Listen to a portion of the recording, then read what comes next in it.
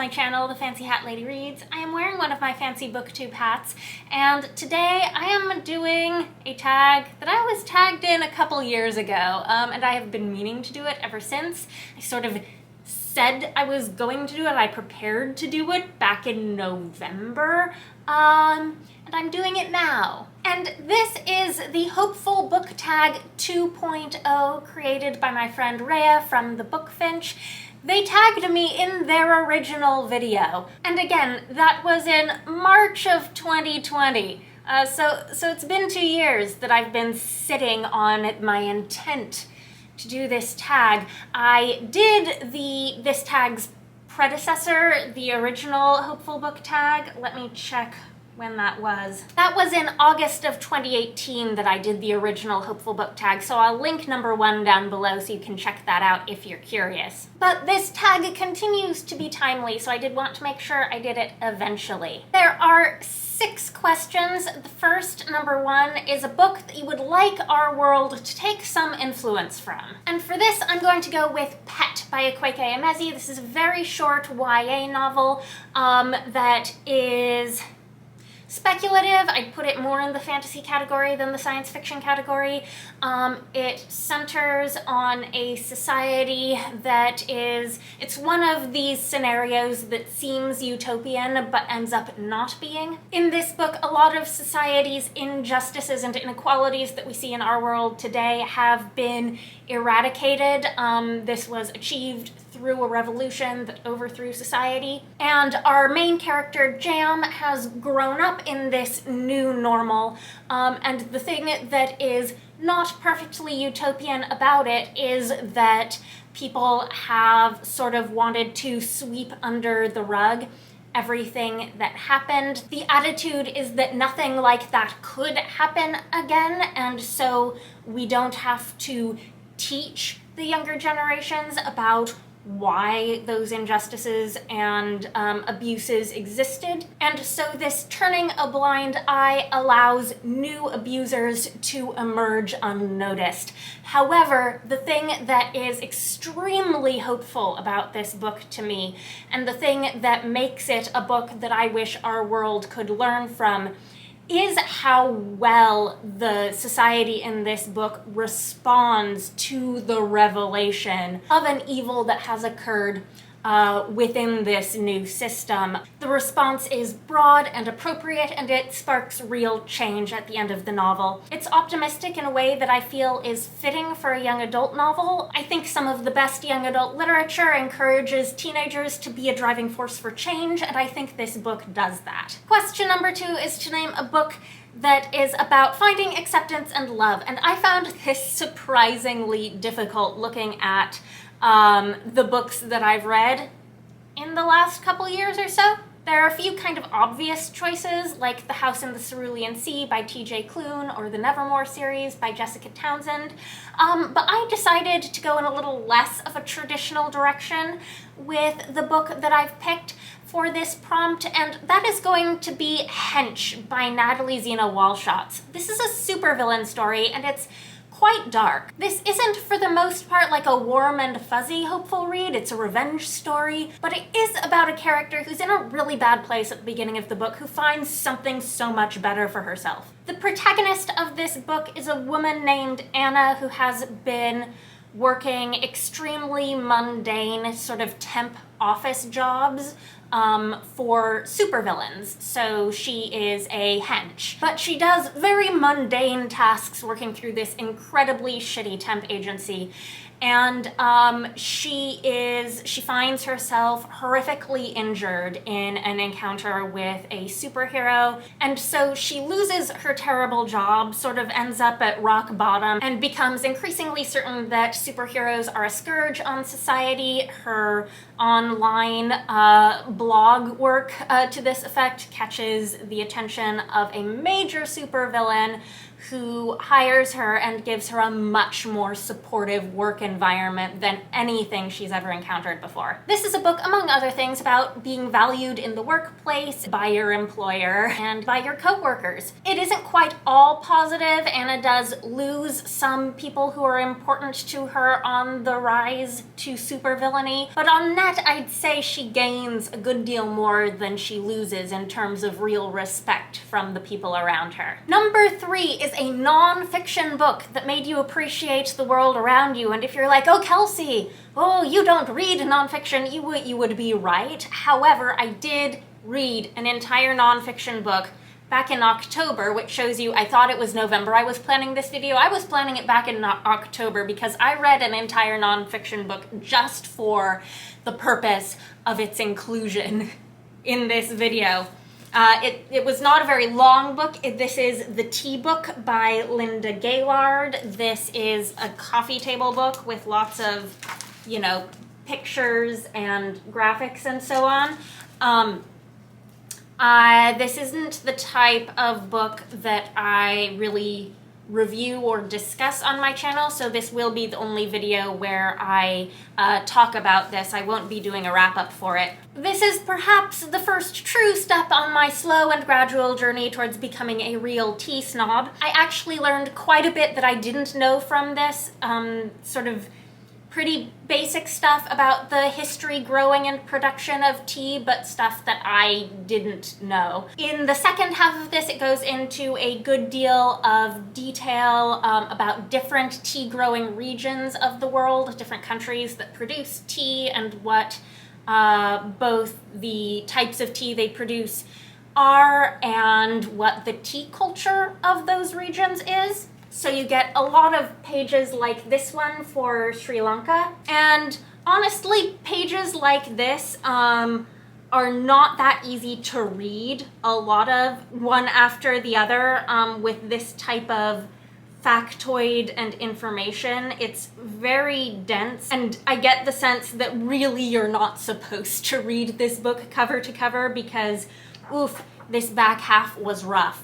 Like, you can tell me what the different qualities are of the teas that grow in all of these regions, but no matter how many times I read that, I'm not going to internalize any of that information in this format. But other parts of it were very engaging, like this sort of flowchart infographic of the production process for different kinds of tea, or like these little pie charts that are basically recipes for blending your own versions of certain like classic tea blends. I'm actually tempted to try some of these. I think that would be fun. There were just a few bits of this that were way too woo-woo for me. For example, I will not ever get anything out of something like this flavor appreciation chart. This is some like next level wine tasting stuff. As well as like the, what parts of your tongue do you taste different flavors in the tea page. And while I do claim that I read this book, as in read it cover to cover, I did not in fact actually read the back portion, which is recipes. This is the cookbook section of the book that provides recipes for a number of tea-based beverages and concoctions. It's a very cool little recipe book in the back, and I am tempted to try some of them, but one does not read a recipe book, or at least I don't. So The Tea Book by Linda Gaylard is my nonfiction book. What was the question? It made me appreciate the world around me. Reading this did encourage me in terms of my ability to read nonfiction these days. I think having read this very introductory starter book, I might be interested in a more academic or thoroughly researched history of tea. I think this is a subject I could read more about without complaining. Next is Intermission. For Intermission, we are asked to show pet pictures and videos, so let's go find the cat.